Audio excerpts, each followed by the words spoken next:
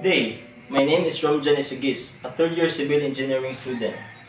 So I have a problem here under the topic of analysis and design of the beams. So a rectangular beam has a base of 300 millimeter and a depth of 500 millimeter, and the steel area is 325 millimeter diameter bolts, and its allowable compressive stress is 34.2 megapascal, grade 60 reinforcement with a yield stress of 414 megapascal. So calculate the design moment or the ultimate moment. So the solution, uh, if the allowable compressive stress is lesser than 30 megapascals, so we are going to use the value of B1, 0.85. But in this case, the value of our allowable compressive stress is 34.2 megapascals, so therefore it is greater than 30 megapascals. So we are going to solve the value of the B1. So in order to solve the value of the B1, so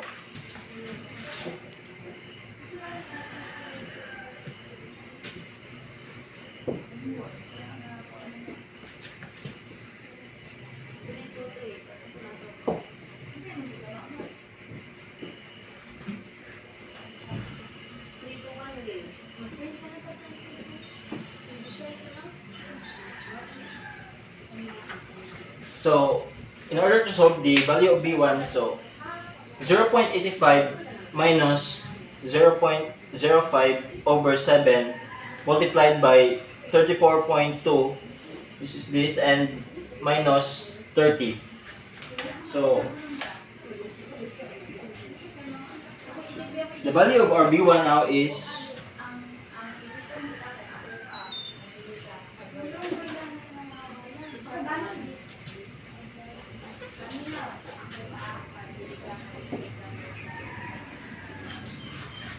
so this is the value of the B1 that we are going to use in solving along the process.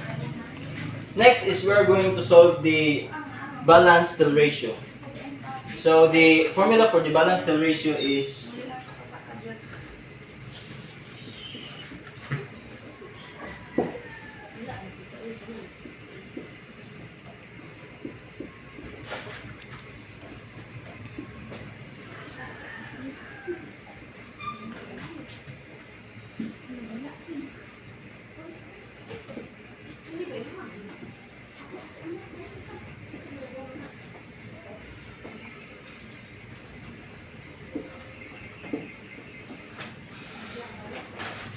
okay. So the formula that we are going to use in solving the value of the balance steel ratio is 0.85 multiplied by the allowable compressive stress multiplied by the value of B1, which is the 0.82, and then multiplied by 600 all over the Fy multiplied by the sum of 600 and the Fy, or the yield stress. So the value of our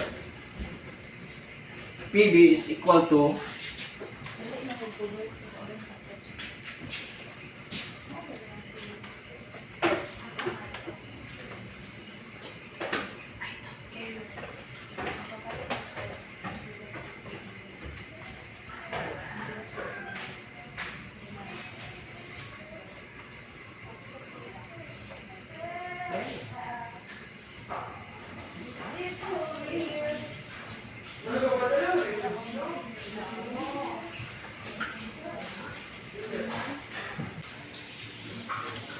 so the value of our balance steel ratio is 0.03407.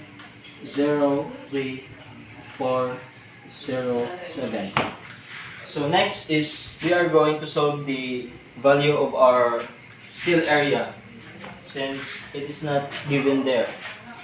So the formula for our steel area is AS is equal to pi over 4 multiplied by 25 squared and then multiplied by 3. So the value of our AS is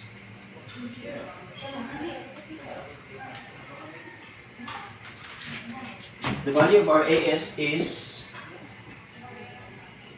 1,473 millimeter square. So we have the value of our steel area now. So next we are going to solve the value of our steel ratio. So in order to solve the value of steel ratio, we are going to use the formula of AS over BD. So the value of our AS is 1,473 over the value of our B and D, which is the value for our B is 300, and then for our D is 500.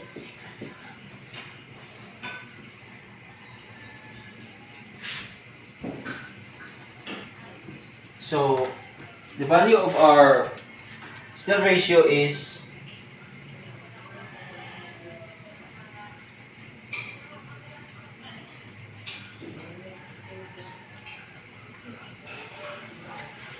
the value of our steel ratio is 0.00982.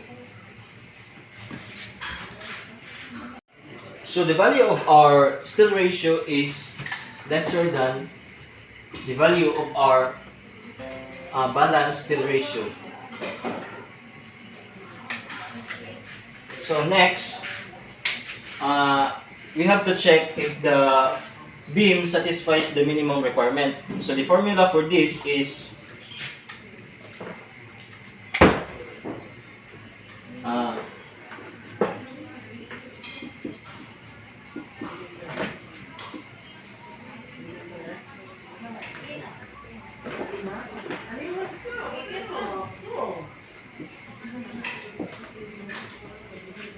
so this is the formula for the minimum steel ratio.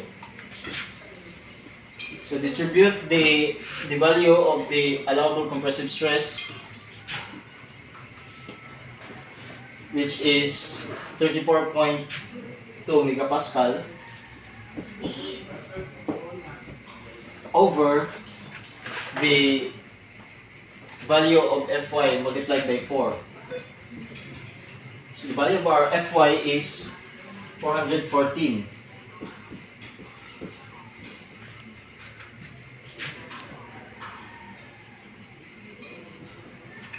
So the answer or the value of our minimum steel ratio is 0.00353.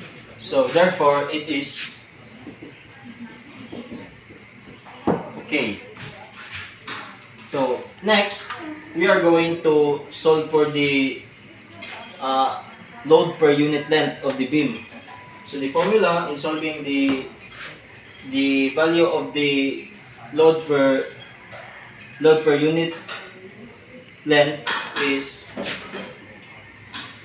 W is equal to the steel ratio multiplied by the yield stress all over the allowable compressive stress.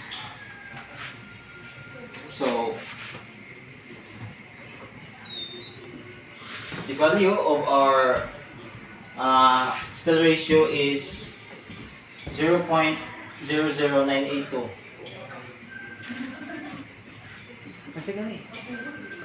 0.00982 multiplied by the Fy, which is 414, all over the value of our allowable compressive stress, which is 34.2. So the answer is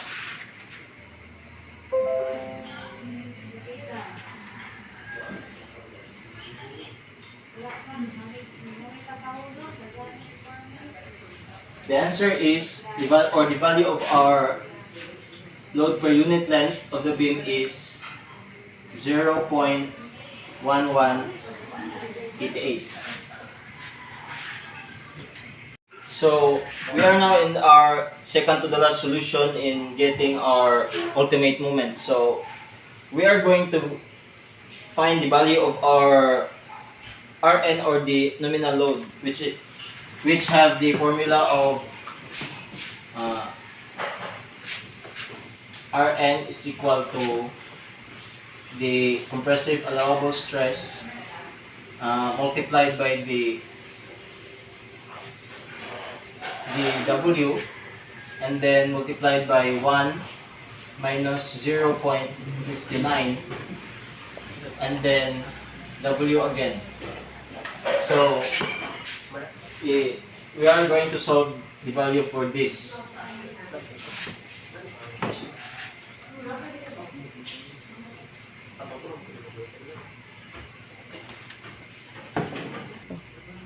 So disseminate the value in order to get the value of the nominal load. So for the allowable compressive stress, we have the 34.2 multiplied by the value of W, which is 0.1188, and then multiplied by 1 minus 0.59 multiplied by the value of W, which is 0.118.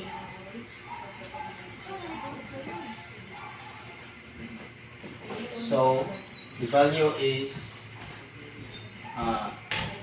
3.779 megapascal.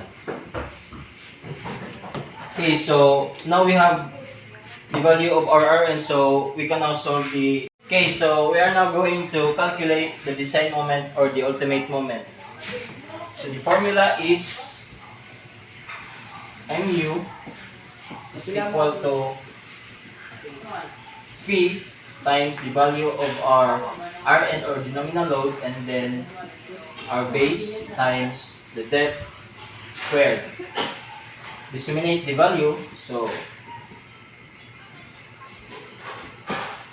0.90 multiplied by the value of Rn, which is 3.779, and then multiplied by the base, which is 300, and then the depth of 500 squared. So the value for our ultimate moment